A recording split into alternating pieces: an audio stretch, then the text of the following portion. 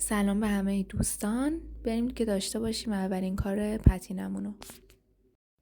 چیزهایی که لازم داریم واسه پتینه تخت فیبره که حدوداً 70,000 تومنه. از 70,000 تومن شروع میشه.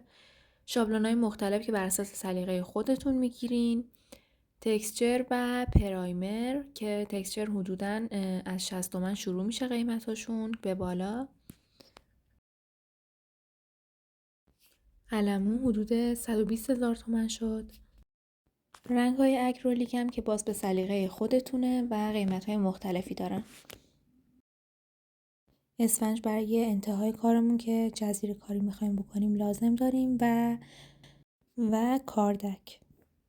خب کارمون رو با پرایمر شروع می‌کنیم و پرایمر رو روی تمام نقاط تخت فیبرمون میزنیم. بعد با قلمون شروع به پخش کردن پرایمر رو کل تخت فیبر می‌کنیم. برای درست کردن رنگ پس زمینه شما رنگ انتخابیتون رو مشخص میکنین و مواد رو به اندازه تخت فیبرتون درست کنین. یعنی اگه تخت فیبرتون کوچیک بود موادتون کم باشه و اگه بزرگتر بود باید مقدار مواد بیشتر باشه. من دلیل اینکه سفید اضافه کردم به سبزم حالا یا به آبیم به خاطر این بودش که به رنگ مورد نظرم نزدیک تر باشه. شما میتونین اضافه نکنین و همون رنگ رو در نظر بگیرید. یک مقدارم آب بهش اضافه کنین، نه خیلی زیادی مقدار آب که رقیق بشه و هم بزنید روی تخت فیبرتون بریزید و با براش یا قلمو تمام تخت فیبرتون رو رنگ‌آمیزی کنید. سعی کنید حرکت قلمو از یک سمت باشه که کارتون لک نیفته. در انتها که کارتون تموم شد بذارید که رنگ خشک بشه. حالا میریم سراغ درست کردن ملاتی که میخوایم بریزیم رو شابلونمون.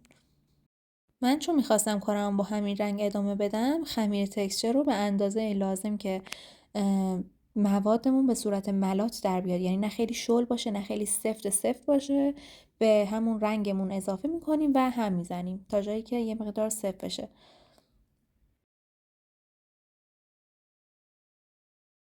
ملاتی که درست کردین رو بذارین کنار و طرح یا شابلون مورد نظرتون رو هر جای تخت فیبر که خواستین فیکس کنید با کمک چسب کاغذی که حالا رنگ پس زمینتون کنده نشه و با کمک کاردک ملات رو از یک سمت روی شابلون میکشین.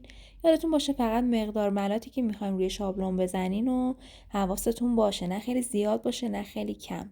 حالا به مرور دستتون میاد که چه مقدار بریزین که طرحتون برجسته بشه. بعد اجازه بدید ملات یک مقدار خودش رو بگیره و سفت بشه.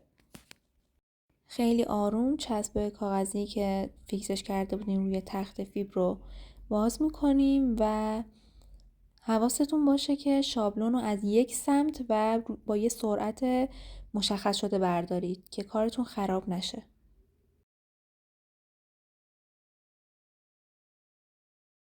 شما میتونین هر طرح دیگه رو که بخواین با استفاده از همون شابلون و همون ملات روی تخت فیبرتون انجام بدین و تا نتیجه کارتون خیلی زیبا بشه. بعد از اینکه کارتون خوش شد شروع کنید به جزیره کاری. برای جزیره کاری چیکار کنیم؟ و با همون ملاتی که باقی مونده، حالا یه سریا تموم میکنن ملات رو دوباره درست میکنن، با همون ملات کاردک برمیداریم ملات رو روی اسفنج میزنیم و روی کارمون به صورت ضربه‌ای اسفنج میزنیم که همه جای کارمون رو بگیره، حتی رو جاهایی که شابلون زدید و خشک شده.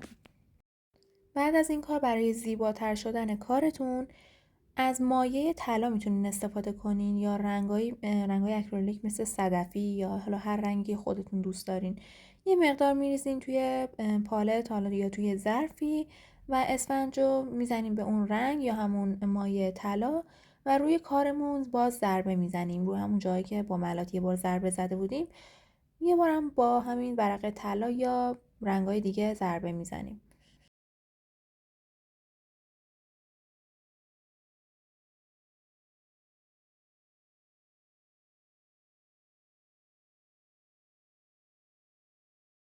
کار رو از نزدیکم بهتون نشون میدم که بدونین به چه اندازه‌ای پخش کنید.